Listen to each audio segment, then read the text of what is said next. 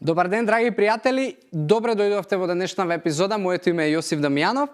и денеска нема да одговорам на конкретно прашање, туку ќе ова го размислував како тема од малку изминативе неколку недели, затоа што периодов кој што моментално го имаме како сезона, пролет, лето и така натаму, матурски, свадби и слично, поттикнува многу луѓе да сега почнат да размислуваат за тоа како изгледаат, како се хранат, дали се физички активни и така натаму. И сигурно сте сведоци на поголема фреквенција во фитнес центри, сигурно сте сведоци на луѓе кои што можеби се во ваше обкружување, пријатели и блиски, другари и така натаму, кои што можеби почнуваат некаква промена во делот на исхрана и нивниот начин на живот, затоа што сакаат да направат промена поради тоа што сега ќе треба да можеби се соблечат да соблечат зимската облека, да бидат забележани и да не биде срамота што ќе речат другите. И сакав да позборувам по темата колку брзо можеби би се одвивал тој процес и колку брзо или бавно некој ќе ослабне, ќе го среди своето тело, ќе качи мускулна маса и така натаму, затоа што многу луѓе кои што можеби ми се обратиле во последниот период се засегнати со тоа и кога се оптеретени со времето и дали е тоа доволно брзо, често знаат да се разочараат и тоа разочарување да им направи да се откажат или можеби во еден месец да пробаат 2-3 диети и начини на исхрани кои што секако дека нема да им дадат резултати. И сакав да ви кажам на сите кои што можеби се замарате со брзината и кои што тоа ви е најголемиот оптеретувачки фактор за тоа дали нешто треба или да прифатам или да не прифатам, сакам да ви кажам дека најбрзиот начин да ослабнете е да почнете и да издржите до крај, без разлика која диета или начин на исхрана го имате, затоа што од друга страна најбавниот начин да постигнете било каков резултат е да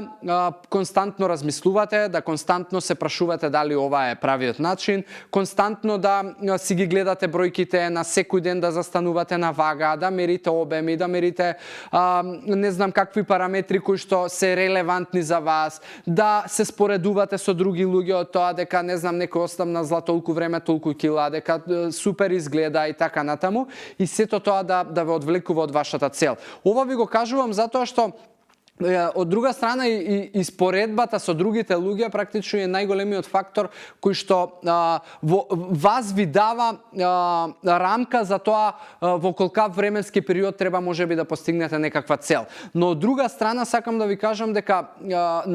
споредувањето не ви помага од причина што секој од нас е различен метаболизам, секој од нас има различна историја, секој од нас има различни навики кои што можеби 10 години наназад ги правел, секој од нас има различна генетика и не може да очекувате, ама со никого